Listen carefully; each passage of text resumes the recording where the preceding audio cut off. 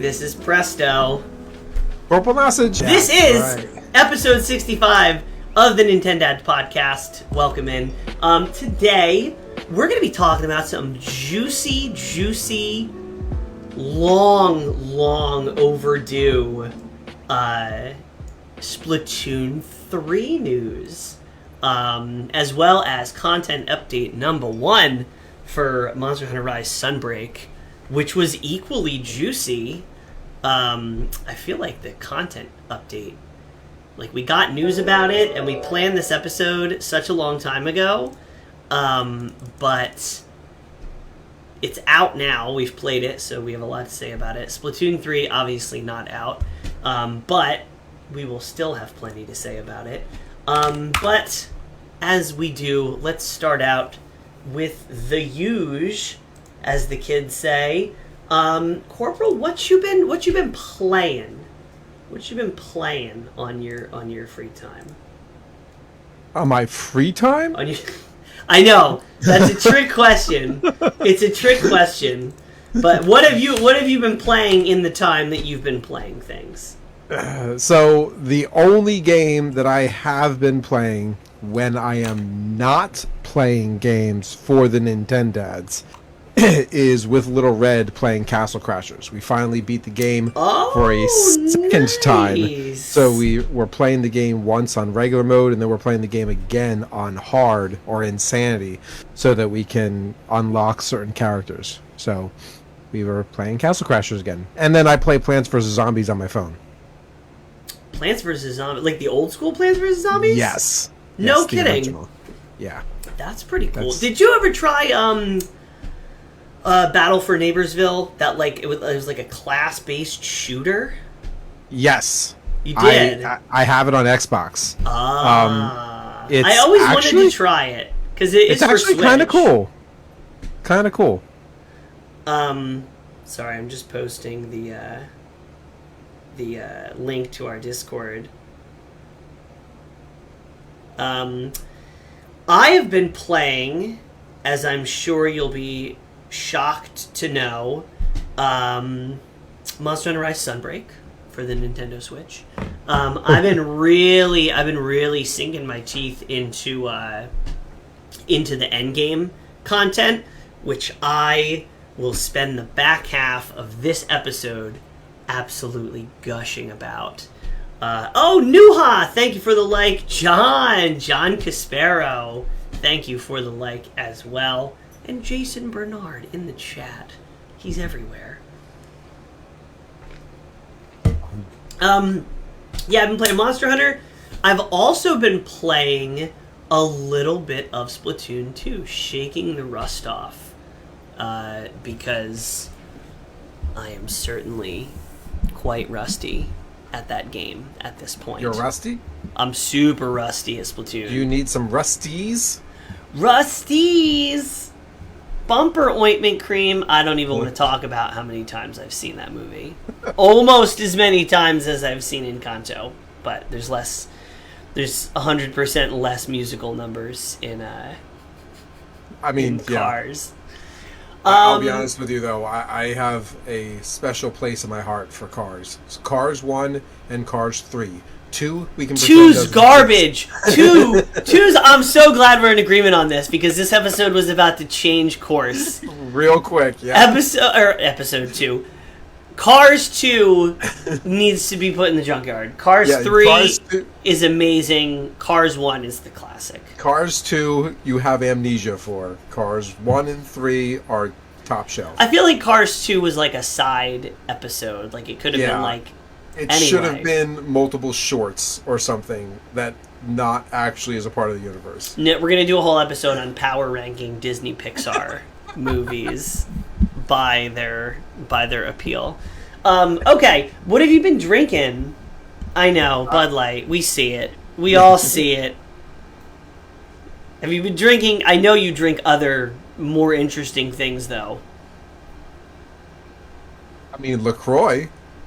Okay. Lots of LaCroix. Yeah, LaCroix. I mean, I like that flavor that tastes like you're standing in a room and someone is screaming the name of a fruit in the next room. And that's what LaCroix tastes like.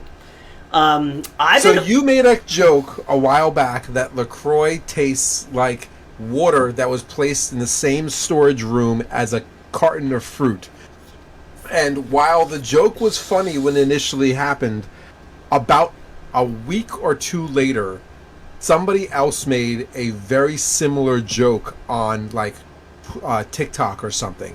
And I was like, does everyone in the world hate LaCroix? Or like, am I the only one who likes it? Either you are like obsessed with LaCroix like you are, or you are obsessed with making fun of people that are obsessed with LaCroix. There's only two things. I've never talked to anybody in my life that's like, yeah, I like LaCroix. It's pretty good. It's either I have hoarded it in my garage, or LaCroix tastes like somebody whispering the word lemon into my ear while I sleep. So those of you who don't know, at one point I was able to acquire a secondary fridge that I love how whenever there's so many things that you've told me that you were like, I was somehow able to acquire. Like, not, I went and I bought this, I got this. I was somehow able to acquire through suspicious means. Tom, welcome in on the Facebook side. How you doing? Everything I have in my life, I have acquired in some suspicious means. Yes. Oh, my whatchamacallit was totally blocked. My Twitch chat was totally blocked. T.S. Villa. Hello, is it fate you're looking for? Oh man, he did all the thing. Inferno, welcome in. This is an episode of the Nintendads. If you're just joining us, we are talking about Splatoon 3 news, which is long overdue, which I'm going to make a big stink about. And then we're going to talk about the content update number 1. Everybody who's looking at their calendars right now going, today's supposed to be Presto Solo So stream. far, Grabtacular, welcome in. So far, we've managed to rate the car movies and talk about LaCroix. I will say, before we start, I have been on a cider drinking binge.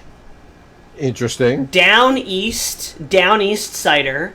Amazing. The Blackberry Down East cider, one of my favorite drinks of the summer so far. And very, very near and dear to my heart, Austin East ciders. Dry, hopped cider. It's not too sweet. Down East can get a little sugary, a little sweet sometimes. But Austin East ciders, 100%. If you see it, buy it. Blood Orange. The Blood Orange, not Blood Orange Bishton, Blood Orange Austin East ciders is absolutely delicious. Captain Ascension and Miss Nurse just recently stocked their fridge with a bunch of apple ciders, like Apple Orchard apple ciders and stuff. Different brands though, not the like. Yeah, I'm picky with my ciders because I don't like particularly sweet stuff. Oh really? No, I don't. I don't put sugar in my coffee. I don't like soda. You don't put sugar in your coffee? No, I'd be diabetic if I did that. You know how much coffee I drink? I can't afford to put sugar in my coffee. I'd be dead. You're turning into my mother more and more every year. I'm going to start telling you to clean your room because I haven't put sugar in my coffee in about 10 years. That is the most old man thing I've said in a while. Anyway, we are talking about... This episode's off to a great start. Splatoon 3, I think. Wait, oh yeah, the graphics up there. Definitely. It's keeping us on track. That's why we put it there. Oh, the analysis glasses are on. You did say, Corporal, make sure you keep me on track this episode. And you've done a very poor job sidetracking me with cars and LaCroix. Okay. So for those who don't know, we actually had a Splatoon 3 Direct last week, which I have to take this shot now. What the hell? Where has all this news been for, like, the last year? Me and you had a conversation, like, probably 2 or 3 weeks ago, and I said, I'm getting really nervous for Splatoon 3 because there's been no news. The website is like a shell of a website. There's no details. There's nothing. And they were like, "Oh, Splatoon." Actually, somebody, I think Jeremy posted in our Discord, or no, it was either Inferno Rift or it was what's his name? Otaku. I forget his name. Also maybe Inferno Otaku. But somebody posted in our Discord, and I was like, random. And this Splatoon 3 Direct had like a lot of details. And since the Splatoon Direct, they have put even more details on the website and on Twitter. And what I can't understand is they could have drip fed us this. They could have split this into two things. Why has the marketing for this game been completely in hibernation until a month from release? I get it. You want to build up hype right before, and they were promoting Xenoblade Chronicles 3, but like, I don't understand. Can I say that Nintendo, for the longest time, has been notorious for doing one of two things when they release a game. And I don't know if it's because of the studio or if it's because of their own personal feelings about the game they're about to release. But the marketing is either so on point and so stellar it builds the best amount of hype, or it is almost non-existent.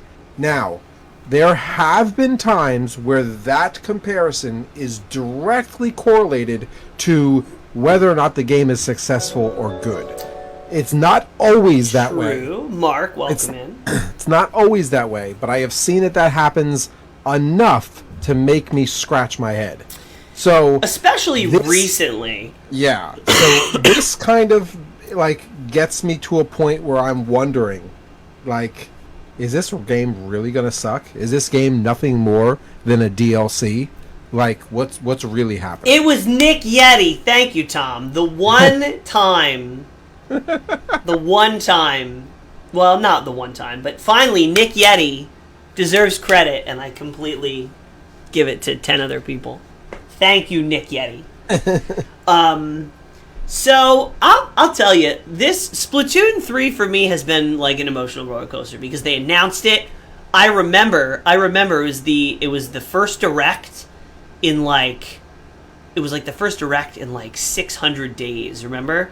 And they had the Splatoon 3 reveal, and I freaked out. I screamed. It was like the most visceral reaction I think I've had in Nintendo Direct. And then they showed more of it, and my hype slowly but surely declined. And then I was like, oh, but Splatoon 3 and Sunbreak are my most anticipated titles of the year. And then months and months and months went by, nothing. Then this Direct came, and I was like, oh, and I saw it, and I think I was just in sort of a bad sourpuss mood. It was too early. I didn't have my coffee with no sugar when I was watching the Direct. Because after the Direct, I was feeling kind of like humdrum. I was like, this is just Splatoon 2.5. I mean, I said the exact same thing. When I saw that Direct, I was like, this yet again sounds like a DLC. It sounds like it's a whole bunch of quality of life bug fixes, and that's it. So, Fate Maker said, Asia gets a ton more trailers for Nintendo than anywhere else. If you live there, you would have already seen the TV commercials. I've seen the TV commercials because I've seen them on my YouTube feed and looking up Splatoon things. But I highly doubt they're on TV here. So I was a little off put by the Direct, but I haven't played Splatoon. I haven't been in the ecosystem in a long time. So after the fact, I started playing Splatoon 2 a little bit more to shake off the rust. I started watching some of the videos and reactions and analyses from people like Wadsome, Squid Academy, like big influencers in the space who have stuck with Splatoon. And all of them were really excited and had a lot to say about, like, just showering the Direct with praise and had nothing but good things to say about all the changes. And I think I've been removed from Splatoon for so long that these changes that seem small when you're in the context of playing Splatoon 2 a lot are actually really, really big deals. And the more that I see, and plus there's a shitload of information on the website that wasn't in the Direct, or that was severely underplayed in the Direct. So the more I've gone over this, the more excited I'm getting, and now I'm cautiously optimistic about Splatoon 3.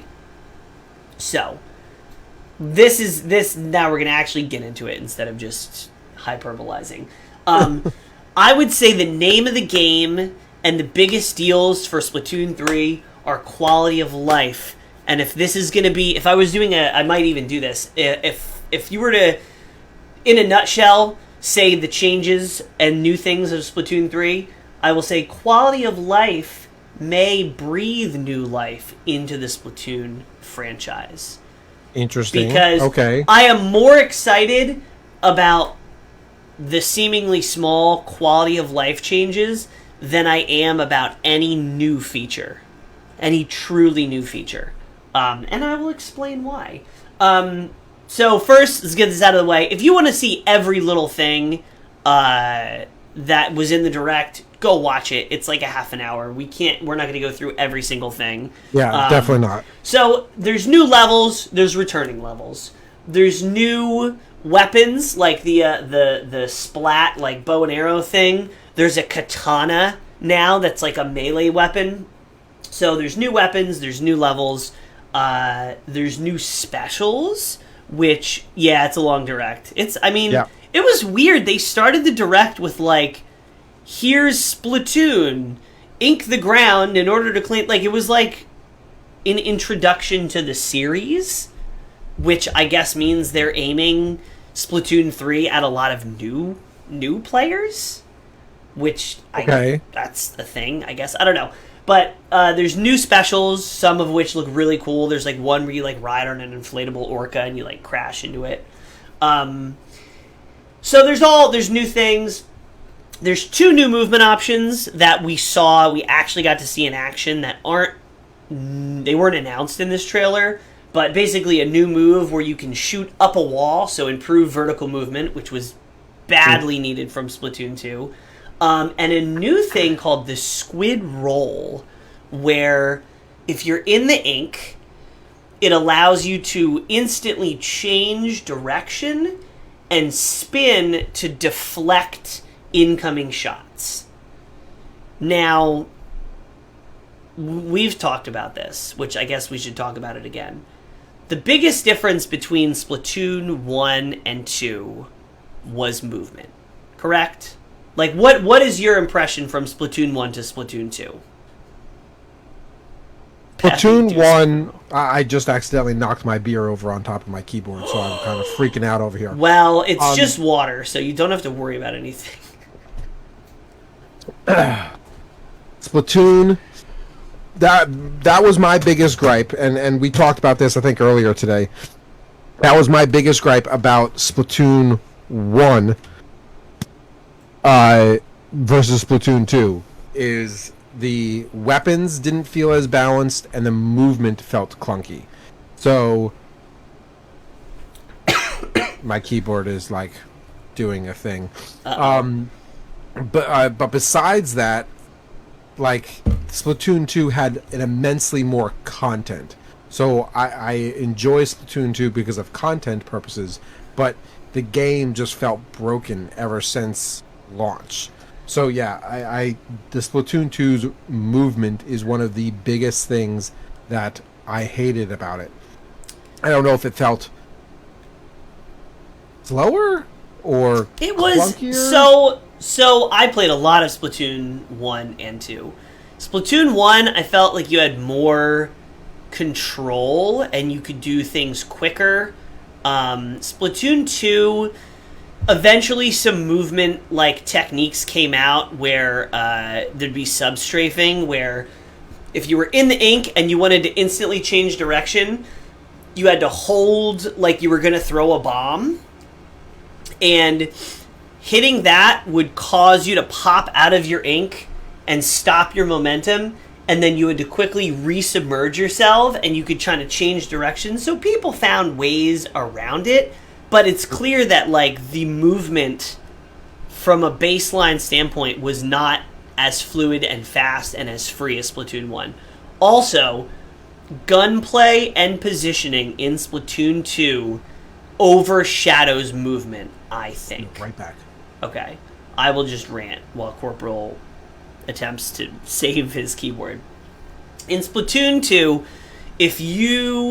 having range and positional advantage on different levels is way stronger than it was in 1, and I think it overshadowed the movement capabilities. Because in 1, I felt you could do more things with movement to outplay people. In 2, you outplay people. Get the rice, Corp! In 2, you outplay people by being a better shooter or having better positioning in the stage, in my experience. Positioning, so the map layout in 2 was better and worse. Yeah, I know exactly what you mean. Successful. Reconnection successful. Alright, hold on.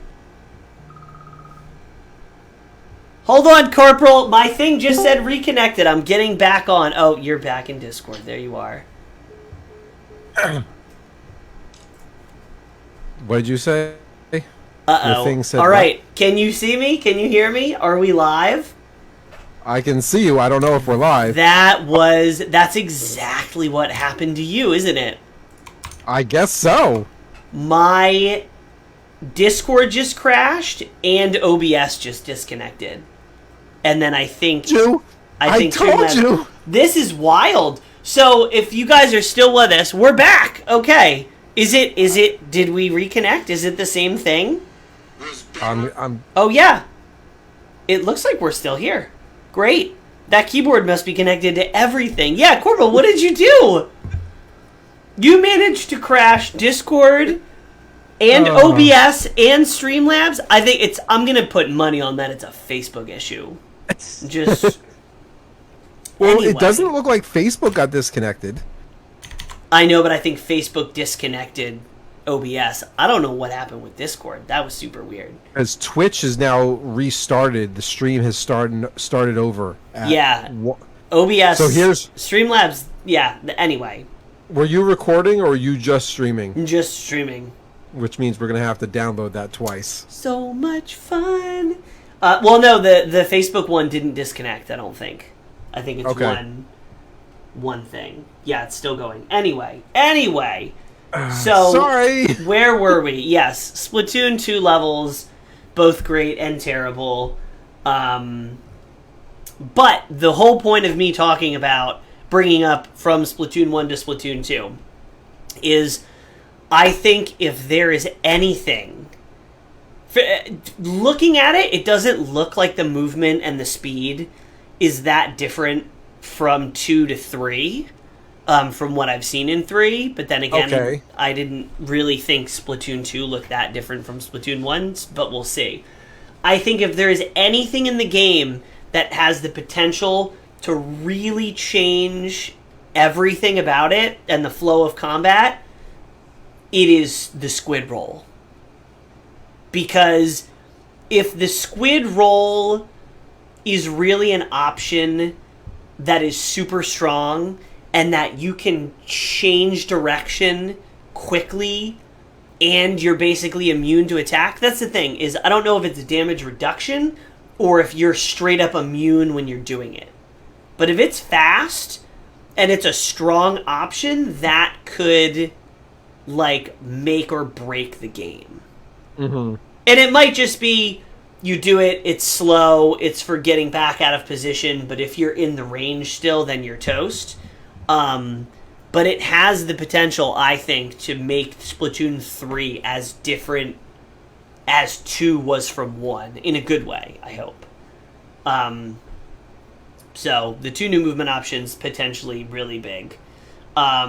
There's new ability chunks, you can re-roll your gear, lots of small details that are new, but ultimately the same, like a rework of some of Splatoon 2's mechanics. First quality of life improvement is you can save gear sets. So if you're like me and you're a nerd and you have one set of gear for Roller, and then in your mind you have another set of gear for the Splattershot Junior, you can save those sets instead of trying to frantically scramble and remember what goes where between matches.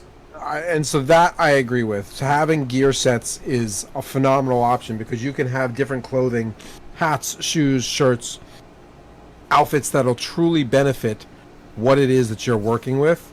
And the simple act of being able to switch back and forth without having to go back to the shop, find what you've purchased, change your shirt, go to the next shop, find the hat, change your hat. Like, it's good to be able to have those gear sets, I believe. Yes. There's going to be casual, competitive. Competitive's now called Anarchy mode for some reason.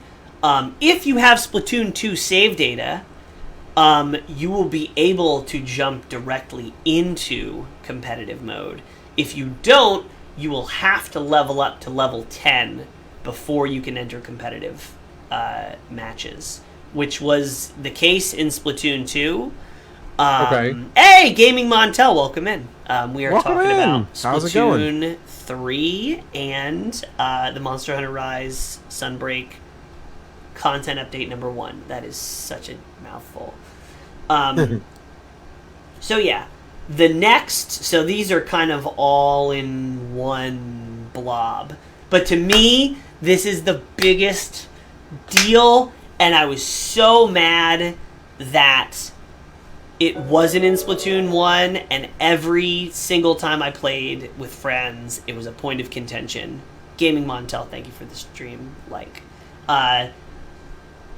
So, when you're looking for a match, you will be able to be in a training lobby. So you'll actually be doing something besides just listening to the music while you're waiting for a lobby. And in this lobby, your online friends will appear as ghosts, and you can invite them to a party, and you can be on the same team. Ah! I mean, let's face it, the old setup was horrible. Oh, so Absolutely bad. horrible. It was terrible. This is a small change that feels like it shouldn't be something to be excited about, right? This is another example. That should have been standard. Yeah, this is a Nintendo catching up to where everybody was 5 years ago. Probably longer than that. But it's so exciting because I suffered through Splatoon 2's party making, not even party making system, just mess of a multiplayer lobby thing. So this is a big deal. I really like the ideas of ghosts, that you can see people and their gear and stuff. You feel like it's a social thing. If you're in a party, your teammates appear in the training area and you can run around and interact with each other. It's a social thing. Nintendo finally realizes that the Splatoon series is a social shooter. Yes. They invented it. It should have been that way from the beginning. Yes. Also, I realized this from, forget whose video it was, but online matchmaking will utilize hashtags. Oh? So for example, you can enter a lobby, and when you enter your lobby, like your training area, you can enter a hashtag. So say it's hashtag the Nintendads, right? Okay. Anybody else who enters that hashtag upon entering their lobby will enter the same lobby and appear as a ghost to everyone else using that hashtag. Interesting. So this is a huge deal because it's a cool thing for content creators like us, because we're definitely going to have that, and that's how we're going to interact with people. That's a big deal it makes tournament organization stupidly easy. You give a code, the competitors go in, and they didn't mention this at all. It's on the website. They did not mention a word of this in the Direct. And this is the stuff that I'm talking about. How do you go months with no news and then do the Direct and not fit all the cool stuff This is like all of the things that they should have been Why? releasing since the beginning. I know. So that's super cool. Huge quality of life change. Again, every match you play, there is a replay system. Yep. You can save your matches and watch them back and switch your point of view. Will allow you to quarterback and Sunday Night Football, like, replay the whole thing. Yes! So when I say, oh, there's no way, how did he kill me? How did I kill me? I can go back and look and see what happened. I can rewatch the thing and shame my teammates and prove that it was their fault that we lost and not me dying 8 times. Is the stream only skipping for me? Maybe? Grabtacular says no. I don't know. We did disconnect about 5-10 minutes ago.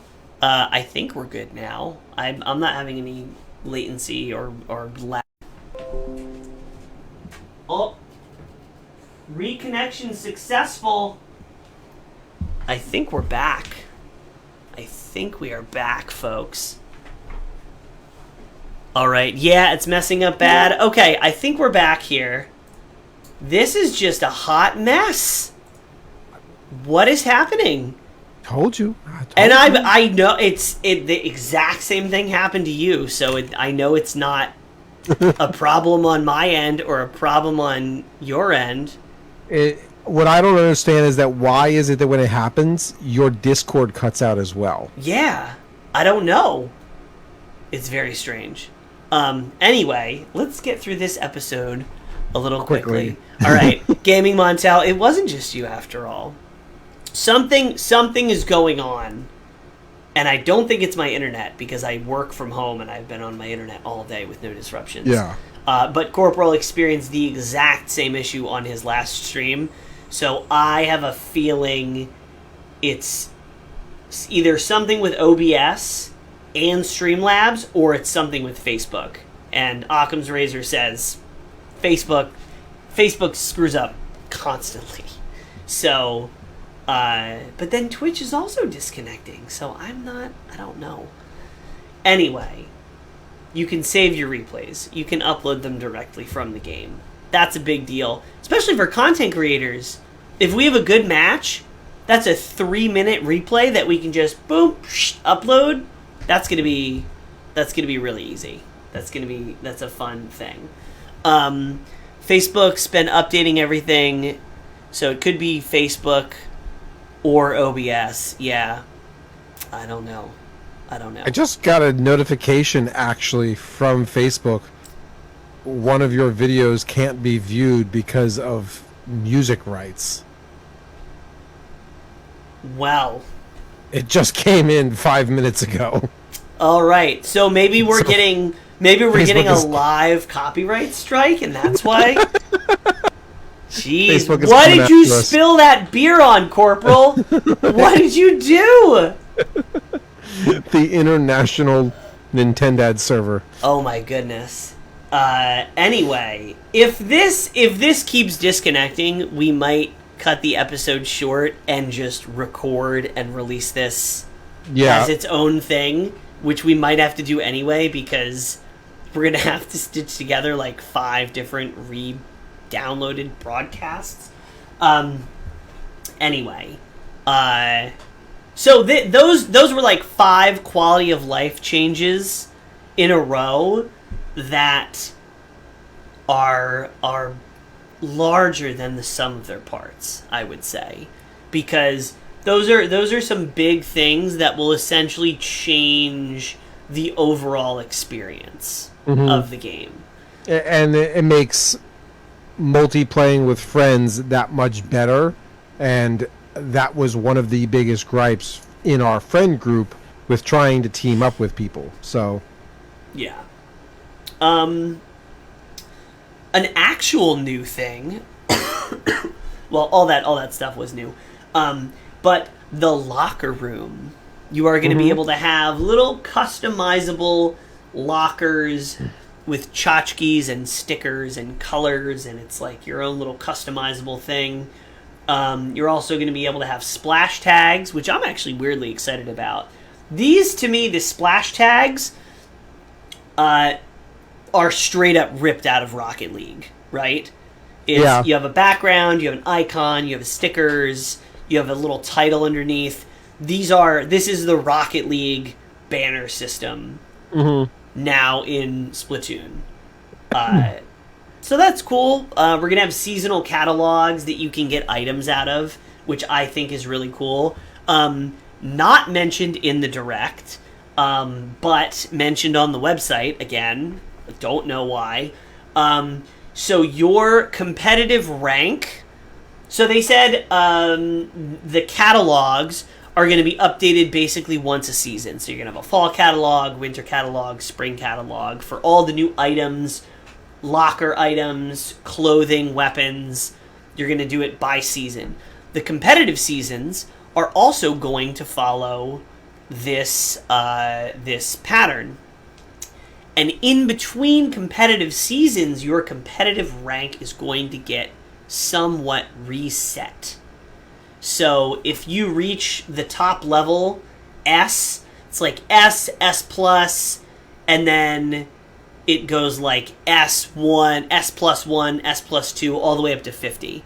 And if you're below in like the A, B, C ranks, I think you're going to do your placement matches, and your rank is going to get reset after every season, after every Splatfest. So it's competitive season, Splatfest, new catalog, new season, new rank. If you're above S tier in your rank, I think you just get set back to base S, and then you play up from there.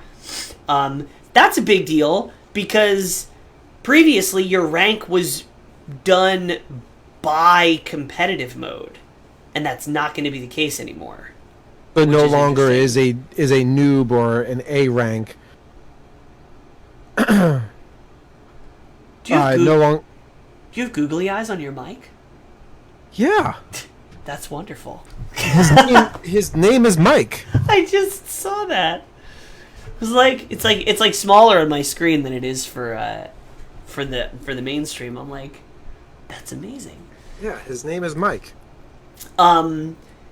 So that's something that's cool. I like the seasonal catalogs, because if you get a really cool piece of gear early on and then it doesn't return in catalogs after, it's going to feel really special. It's going to feel like exclusive.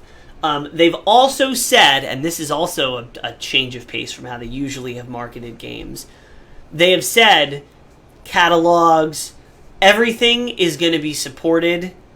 They're going to continue to release content for 2 years. They said it. They're giving you the expectation. 2 years is what we're going to get out of this game, sort of as a pseudo live service. They also said they have plans for, what do they say, significant DLC or something, where it's going to be like a big deal DLC, kind of like the Octo Valley DLC for Splatoon 2.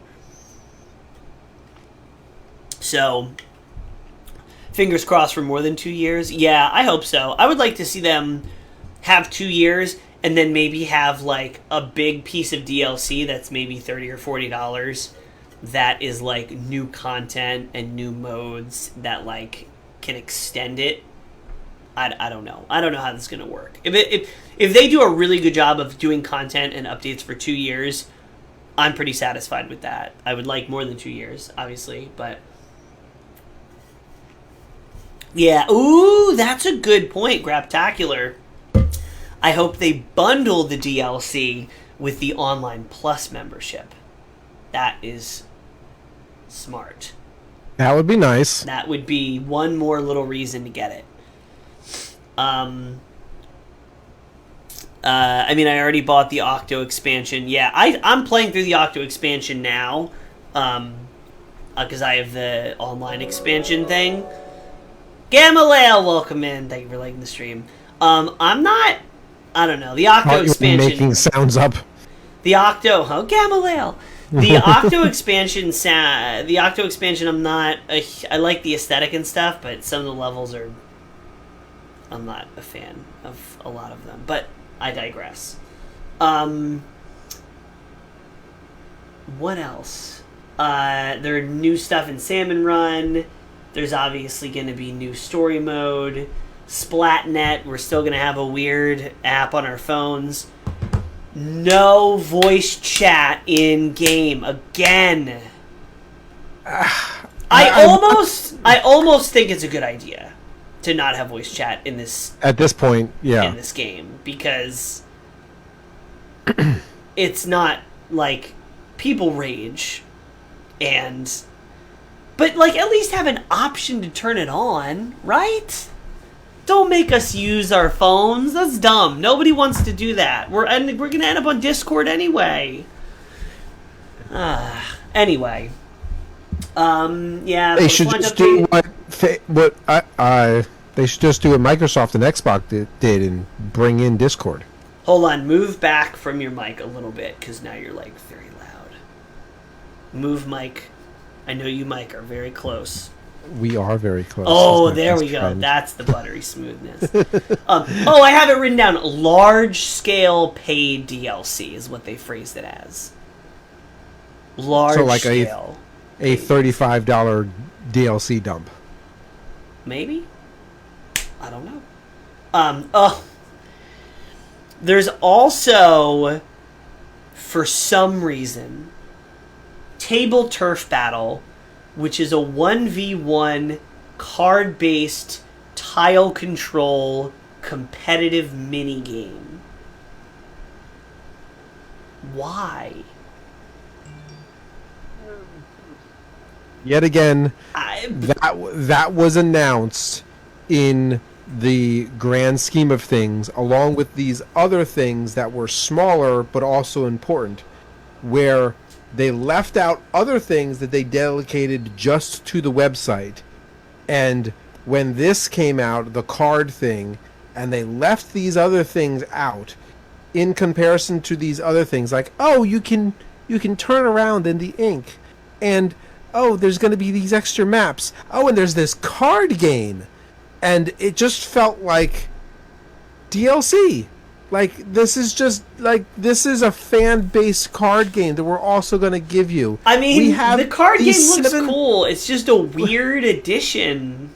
We have these 7 other ideas and some of these quality of life things that we're just going to put together in a Splatoon 2 package and give it an extra wiggle and send it out to you. See, all the quality of life things are a bigger deal to me than the actual new stuff. From a competitive, hardcore gaming standpoint, somebody who really wants to be able to play this game and test their strength and be good, I agree. I never was that type of Splatoon player. I will agree that Splatoon 1 was a better game than Splatoon 2.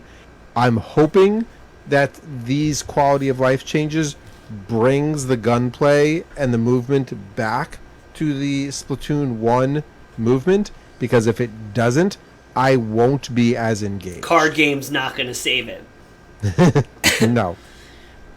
Exactly. Yeah, the Graptacular says, card game really looks like they are testing the waters for something bigger. Or what? A Witcher 3 Gwent spin-off game? I don't know. Didn't DBZ Online game do the same thing by adding a card minigame to the system? I don't know. I would not doubt it if they did. I don't know. I feel like that's a very... If tiebreakers between competitive teams are going to be decided by the card game. It'd be cool if you could play the card game while you waited for matches. That would be interesting. Or, I wonder if they put in the card game so that they can sell us card game DLC. They're gonna. I hope they don't. Pokemon? I hope they don't do that. Card game NFTs. The last big thing are they're changing the format slightly for Splatfests. Splatfests are going to be structured differently in terms of determining who wins, and there's going to be a stage of the Splatfest where you are going to have 3 teams on the map. You're going to have 4 players In the center, for the winning team, you're going to have 2 players from the second place team, 2 players from the third place team, because there's going to be 3 teams for every Splatfest instead of 2. And you're going to have 3 colors of ink vying for control. I think that is maybe one of the most interesting things. I'm afraid how it's going to come out. I'm afraid that it's going to be too hectic. I mean, it is going to be hectic. Splatfest has always been hectic. From what I heard, there's going to be 2 teams of 3 and one team of 2 teams of 2 and 1 team of 4. So it's still one team of 4. Yeah. Which means you no longer have your friends connected to each other in a loyalty thing. It's now whatever team you're being bounced to. Well, that was kind of always the case with Splatfests, because if you and your friend pick different teams on Splatfests, you were never playing in Splatfest together. Sure, but that was a choice made.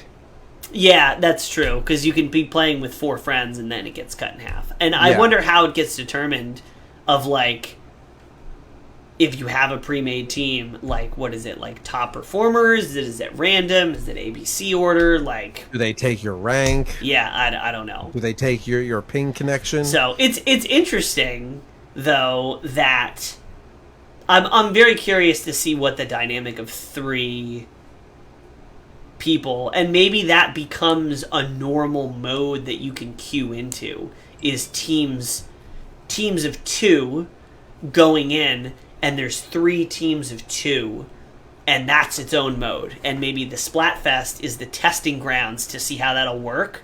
I think that would be cool. That would be a new mode. There's no new modes in Splatoon 3. All the competitive modes are the same competitive modes that were in Splatoon 2. Splatfests are the same with the addition of the 3 things, but there's not one new game mode in Splatoon 3. And I think that is what a lot of, if anybody's having criticism that it's too similar to Splatoon 2, Splatoon 1 and Splatoon 2 had massively different weapons, different dynamics, different specials, different game modes. Splatoon 2 to Splatoon 3 has 0 new game modes. So it would be nice if they included a turf war that was 2v2v2. I think that would be pretty sweet. And an actual new thing. Closing thoughts? How are you feeling about Splatoon 3 now? I have not seen anything that has given me faith that I am 100% getting my Splatoon 1 movement back. That's think fair. that this has done more to solidify that it's going to be Splatoon 2, but we're giving you these other gimmicks to kind of help make things better. And that is upsetting to me. I will be happier if we're closer, meet me halfway to Splatoon 1 movements. Maybe then my friends will stay into it, and maybe then I can continue to play more. And as long as they continue to give us content update and new maps and new Splatfests, maybe have Splatfest events or in-game, and let's face it, like, go back and look at Fortnite. And I've used this analogy before. For those of you who've been listening to us long enough, take a shot. That Fortnite has a model where almost every month there's a little something that they're giving you. Wait, hold on, I have to interrupt you. Did you see what the newest Fortnite thing is? No. Maybe I did. They added Dragon Ball Z characters. Oh, yes. You can be Goku, you can hop on Nimbus, you can do the Kamehameha, like... Yes. Like, come on, guys. If there was ever a thing that would get me into Fortnite, this is coming very close. Oh, I jumped back into Fortnite when Batman came out. I jumped back into Fortnite when you got to fight Thanos, and I jumped into Fortnite back when you got to play Darth Vader. Like, you want to see me get back into a game just so I can play a particular character. Yeah. Fortnite knows what they're doing. And I'm not saying the Splatoon needs to pull in pop culture references in order to get people in, but for Christ's sakes, give us juicy new types of content regularly on a fast-paced schedule.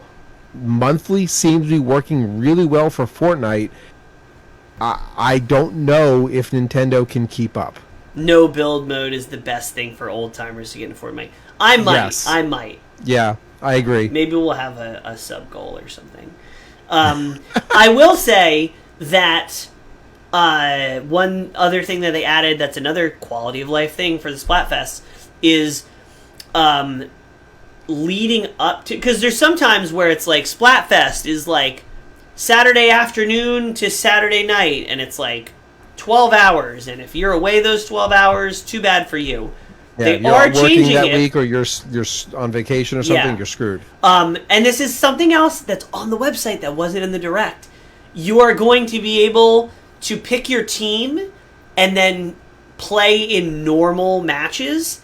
And if you've picked your team and you're playing in normal matches, you will accrue points for your team in the days leading up to the Splatfest. And that will contribute towards your team winning the Splatfest, even if you're away. And it's like another thing that's cool. I think it's a good idea. It's an improvement. And they didn't... It's buried. It's buried on the website somewhere. So, Graptacular, I'm assuming you're referring to Splatoon clothing, and I think that that's a smart idea. That would be cool. Partner with, and it has to be something that's like easily accessible across the board. So you could partner with like Walmart or Old Navy or... No, you could not partner with someone like Walmart. Walmart doesn't do cool things. They try. They try. Uniqlo, I would absolutely buy a Splatoon button-up shirt for a reasonable price. It has to be a clothing brand or a clothing company that you're able to get across the board. It can't be one of those like Abercrombie and Fitch. Well, Pokemon did a collaboration, which I don't know if it was with Uniqlo, but it was with another. It was with another clothing company, and they had like really nice. They were so expensive. You talking about the rompers? No, I'm not talking about the rompers. They did like button-up shirts, like nice clothes. They also did rompers too, men and women's rompers. Okay. They also did sneakers. So like, Splatoon could totally partner with Nike or whoever makes the Walmart walkers and like make.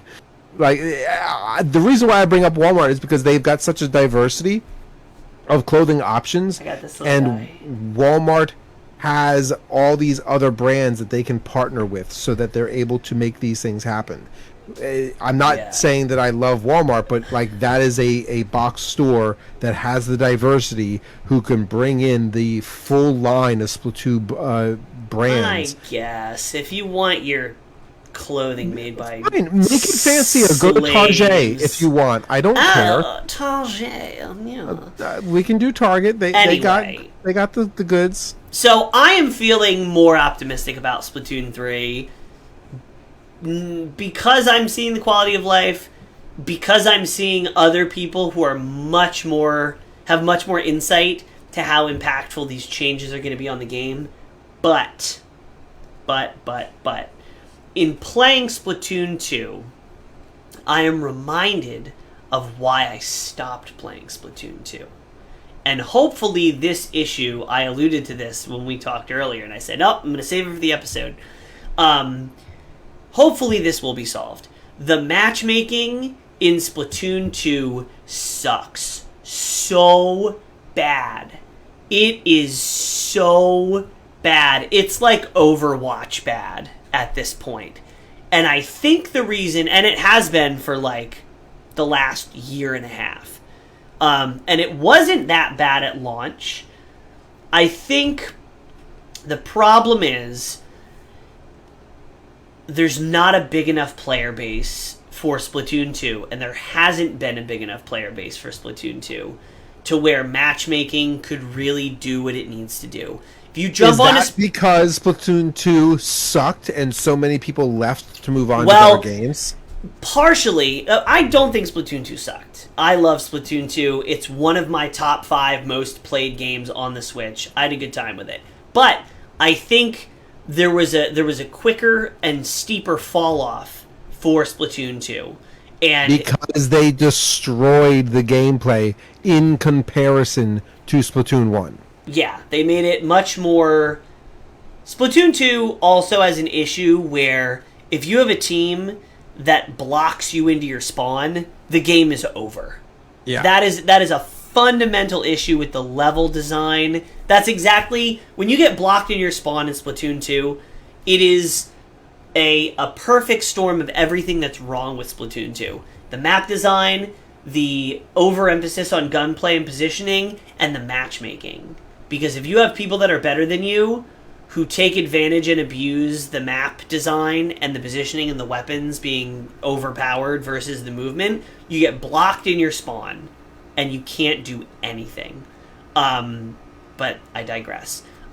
What's happened with Splatoon 2 in the last couple years is you have all the people who never stopped playing, who are now very good and know how to use and abuse all the things, and any new players coming in, or older players who are trying to get back into it, there's not enough of those people, so they get match made with the people who have been there been there all along, and it's just a stomp. Every match is a stomp. And you either are stomped or you are the stomper.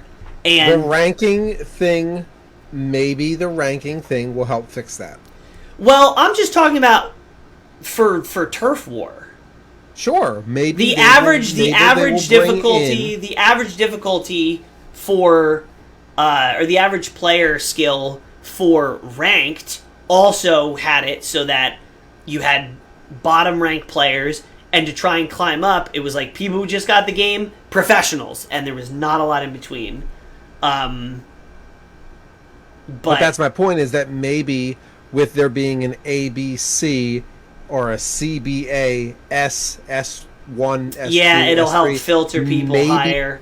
Filter that out, and then this way in Turf, they're like, okay, all the C people, all the B people. But I think they have to fix matchmaking for unranked Turf War, because that is the main mode. That is what the majority of people are going to play, and if it's like Splatoon 2, I won't play it. I will not. I will drop this game very quickly if the matchmaking is as bad as it is in Splatoon 2 right now. I don't think that's going to be the case, because I really think the issue is that right now the player base is not big enough, and you only have new and returning players and people who never stop playing, and that just, the matchmaking has no choice but to match those people up with each other because there's not enough people playing. Hopefully this game sells hundreds and thousands of millions of copies. There's a lot of people to be match made with, and you have even matches. And I've thought about streaming Splatoon 2 leading up to Splatoon 3, but the more I play Splatoon 2, maybe I'll stream it one night and just be like, let's see if we can get 5 even matches all night. And I bet you it won't happen. I think that you are too invested into the mechanics and to the for lack of a term, I am competitive, and I get frustrated when I get match made and don't have a snowball's chance in hell. That pisses me off, because matchmaking is not hard. There's plenty of games that do matchmaking in a great way, but when the matchmaking is bad, I am not pigeonholed into those emotional traumas the way you are. So it may be better if I stream it. Maybe, but then I don't know. Absolutely decimating a team feels better than getting decimated, but only by a little bit, because you're just like, oh, that sucks. That sucks. That they didn't have a chance. That was not a fair fight. Also, I swear to God, if they have the same, and I think it's a Switch issue because people are playing on Wi-Fi and they're walking around and playing at the bus stop and getting disconnected, they have to fix the problem of uneven team matches, because every single time I play, I have multiple matches where it's 4 people on one team and 3 people on the other team. 2 people on the other team. And it's stupid. It's just cancel the match and put me back in a lobby. I would rather wait another 1 or 2 minutes than do an uneven play. It's not the game. You can't do it. It doesn't work. It'd just be a flat thing that's written into the game. If this team doesn't have 4 people and this team doesn't have 4 people, the match can't start. It's that simple. The fact that it happens as often as it does, and it has happened that often, is crazy. It never happened this much in Splatoon 1. They have to fix it. They have to. It's embarrassing every time it happens. I'm like, is this still a thing? Sunbreak content is coming out. Sorry, I have a lot of feelings about Splatoon. Wait, but before we get off Splatoon, and I do think they're make a lot of quality of life issues changes, and I think that they will fix the majority of my complaints. And if they don't, you're gonna hear about it. The world premiere Splatfest demo for Splatoon 3 is August 27th, which is not this upcoming Saturday, this Saturday after. Next Saturday. Yes. We're going to play. I hope we can play together. It would be a shame if they didn't include, like, friend partying. But we're going to play. We're going to stream it. You will see an event on our Facebook page and our Discord shortly. So, yes. Look forward to that. Now Sunbreak. Sunbreak. Hunter Rise. Sunbreak DLC. No, it's not content. Title update.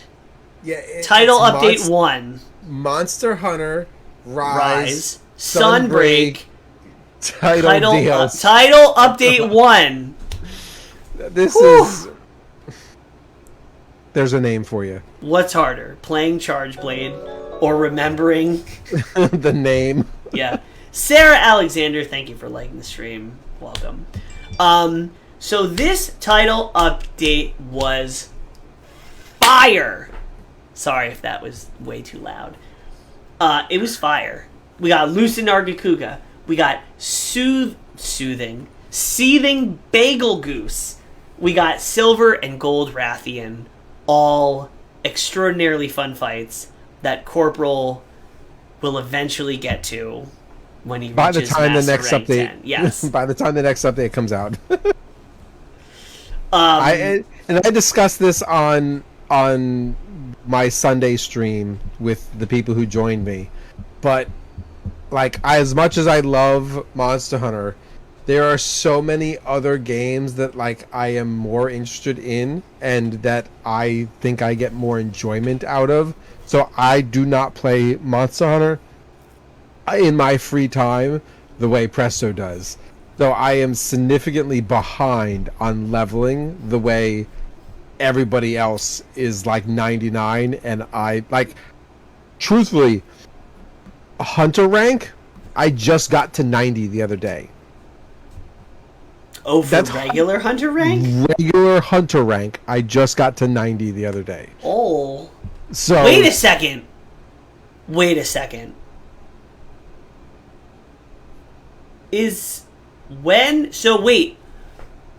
you fight Valstrax at Hunter rank 100?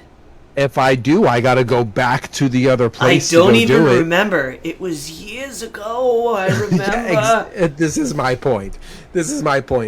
I am just now getting to 90. Presto's been like 300 for like the past 6 months. So let's...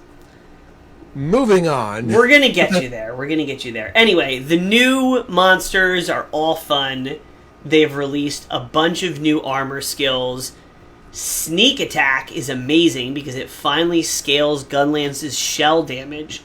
20%? You're scaling shelling damage on the Gunlance 20%? Oh! Christmas has come early. Jose, yeah, Valstrax is at 100. Okay. That's gonna be That's going to be a thing that you're going to have to do. But yeah, all the new fights are great. There's new armor sets. But the absolute star of the show when it comes to Content Update 1, Title Update, Content Sunbreak 1, DLC, plus bonus action. They promoted the Lucent Argakuga and Seething Bagel Goose and Silver. You know, those were the ones that were like, this is the Content Update. But then they snuck the best part of the sandwich right in between the bread. Anomaly investigations. We got a very similar end game loop as World. Randomized investigations that you can slowly chew through that scale up with randomly generated difficulty modifiers. Delicious! And these random investigations, you beat them, they get harder. There's some truly, truly challenging fights towards the higher levels, which, as much as I play, I have not gotten to. And what do you get for all your hard work? Oh, you get weapon augmentations, beautiful, basically rampage skill slots for rarity 10 weapons, and more controversial, slightly less popular, random augments to armor sets, which I think is interesting. If I was trying to min-max and be a speedrunner, I would be thoroughly annoyed. But I do, in fact, still play the game for fun, believe it or not. So I enjoy a little randomness. Quality content. Thank you, Kenneth. I don't know how to pronounce that first part. Kayo? Kenneth? Welcome in. Yes. Content Update 1 is amazing. The new anomaly investigations are hard. They're fun. It's endgame. It's endgame as it should be. It's a grind, but it's fun. Kaio. No! Okay. Oh, like Kaioken times 10. We were just talking about Dragon Ball Z. But welcome in, yeah. So anomaly investigations, fire, curious crafting for armor and weapons. I would say weapons is the better one. RNG for the armor is still fun, I think. Yeah, so there was new monsters, and then there's the new endgame stuff. Corporal, what? I think the best thing that I think about the anomaly research that I am most excited for is the fact that I can use my research coins to purchase monster mantles. Yeah, I forgot about that. Yes. The ability to be able to purchase things with that, particularly rare items like that, will make my... Because let's face it, I've been trying to get a Anjanath mantle for like 2 weeks now. I don't know. I don't, like, mathematically, you should have gotten one by now. Yeah, mathematically. But now I'm also feeling the pain. I'm playing the odds, and the odds are never in my favor. You're at the wrong casino. I am trying to grind Magma Almadron for his mantle to complete my new sneak attack based Gunlance set, because I need his mantle to make a level 4 load shells deco. It's the only place I can fit load shells into my build, and that mother will not drop it. I've killed him 10 times. He has not dropped it. And I am not wasting my anomaly tokens to buy his mantle. I am going to rip it out of his stupid muddy fire dragon body before I buy it. Okay.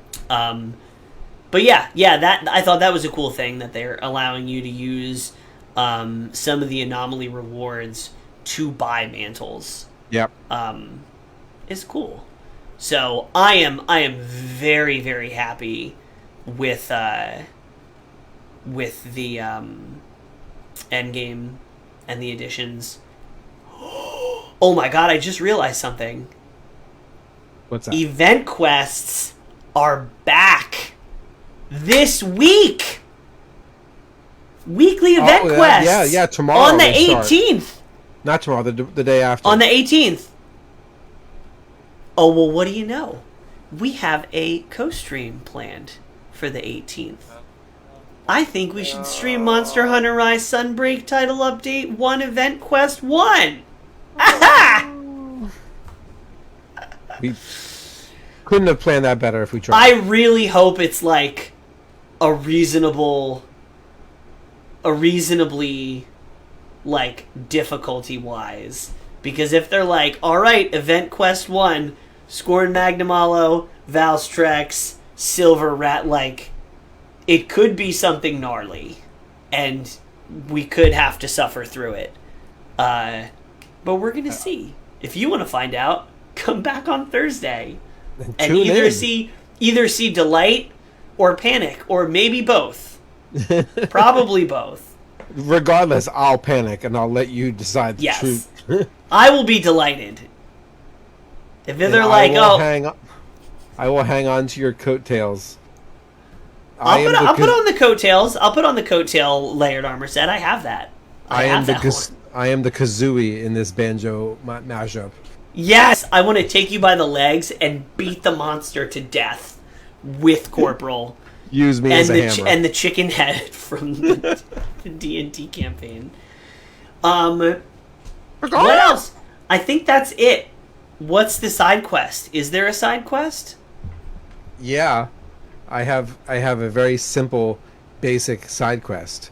Do you believe Splatoon 3 will surpass its predecessor, hold up to the hype, or land in the ink? Ooh. So, I think Splatoon 3, now that I've seen what I've seen, I think Splatoon 3 will be better than Splatoon 2. Okay. But I think that's high praise. Big but. I am kind of leaning towards, I don't think Splatoon 3 is going to be as commercially successful as Splatoon 2 for a couple reasons. Number one, Splatoon 2 was, I believe it was a launch title, or it was very close to a launch title in the beginning of the Switch's life cycle. So when the Switch had only a few games, Splatoon 2 came out, it was soaked up for people hungry for first-party Nintendo games. Reason number two, we're living in a very different time. There are way more games, and I feel like the gaming landscape has changed. People have gotten a lot more picky with their money and their time for what they're choosing to play now versus how many years ago. And the last reason is, if you're not a content creator or someone who follows things very closely and you played Splatoon 2, I still don't think they've shown anything in Splatoon 3 that would get a casual Splatoon 2 player to fork over $60. For the average person who played Splatoon 2 and was like, oh yeah, I played Splatoon 2 for a while, it was pretty cool. Splatoon 3's coming out, cool, let me check it out. Wait, is this Splatoon 2 or Splatoon 3? I still don't think there's enough differentiation for the average person to maybe warrant it. Okay. And so I personally think Splatoon 3 is going to be more fun. I think it's going to have better content. I think they learned a lot from Splatoon 2. Hopefully they learned about movement and balancing map design and things like that. But I'm not, especially with the shoddy marketing that they've done, I really don't think it's going to be a very uphill battle for Splatoon 3 to top Splatoon 2 commercially. Okay. What do you think? I think that it may do well commercially, but I think we're talking about Splatoon 2 and Splatoon 3 will probably do about the same, if not Splatoon 3 a little lower, and the reason being is simply because of the bad taste left in the mouth from Splatoon 2. I don't think... We're also having to remember that we are talking about pre-COVID, post-COVID sales and finances. The world has changed. People are holding their money differently now, and people are spending their money differently now. That's true. And people are criticizing developers and game creators more harshly now than they were then. Mm-hmm. So I feel like there's a storm here that Splatoon 3 could crash.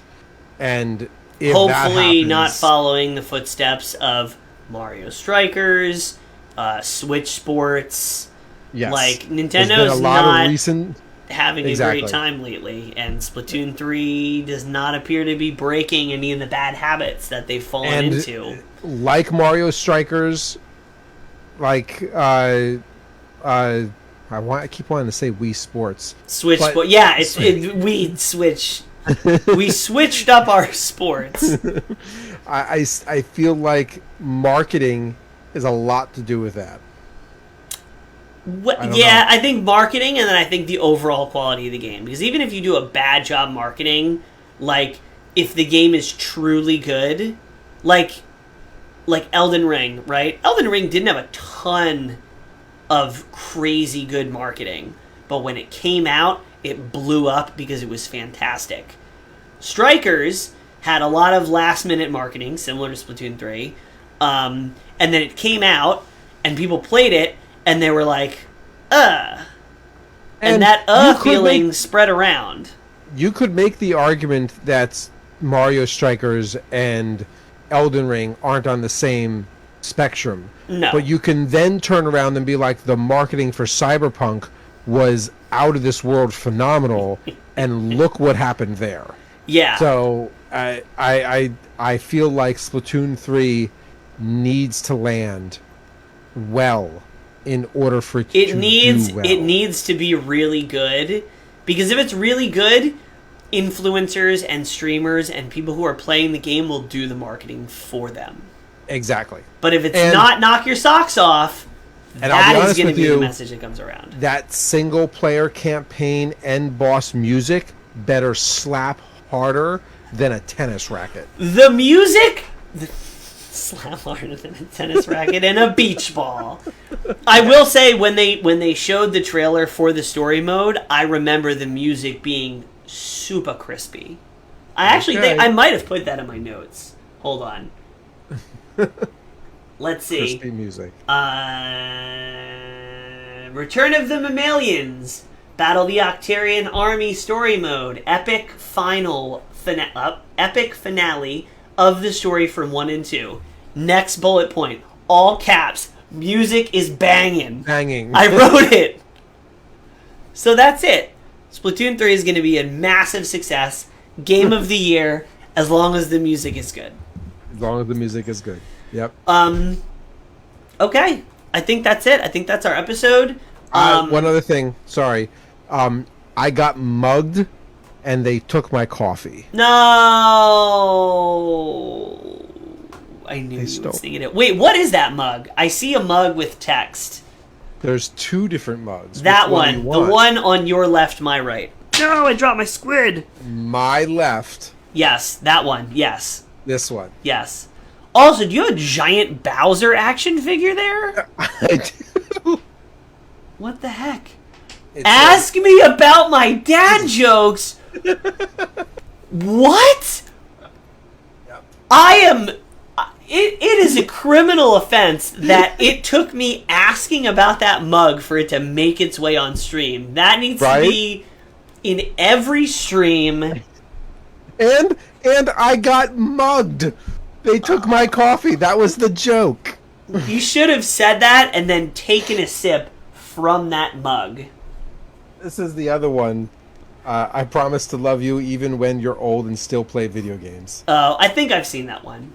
Yeah, that one's the one that Lady Sage got. Hold on. I have to butcher somebody's name real quick. Okatabboy?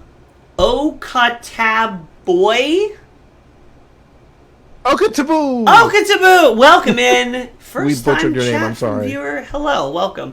We are just wrapping up our episode on all the Splatoon 3 goodness. And Monster Hunter Rise Sunbreak. No! Monster Hunter Rise Sunbreak Title Update 1. Such a horrible name. But a great piece of update. Some great content. We are the Nintendads. This is our show. It's a podcast. You can find this episode on our YouTube channel in a couple of days, on Spotify, wherever you find your podcasts, and possibly in several pieces on our Facebook page because OBS crashed 4 times, and I'm terribly sorry. OBS was like, oh boy, shoulda used different software. That's what OBS stands for. Anyway, we will see you again on Thursday for our co-stream. Monster Hunter Rise, getting spanked by the first event quest and loving every second of it. So if you're writing down on your calendar because you want to follow the Nintendads. I don't think anybody besides our old asses are using paper calendars.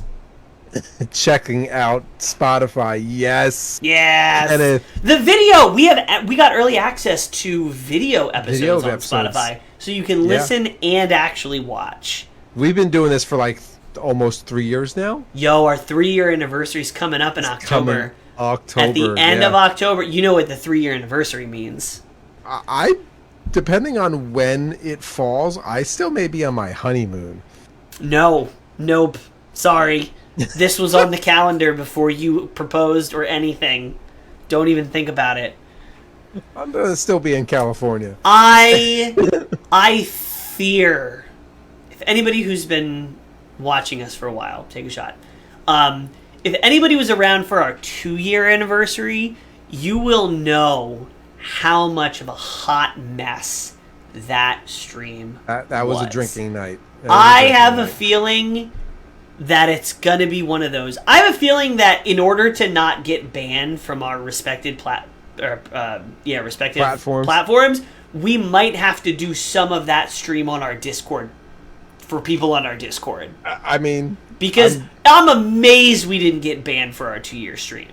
Amazed. Yeah. We violated like half of the terms of service. I'm incriminating us right now. I need to shut up and go to bed. Okay, everybody, we will see you on Thursday. New people on Twitch, make sure to follow us and come back. Check us out on Spotify, all that good stuff.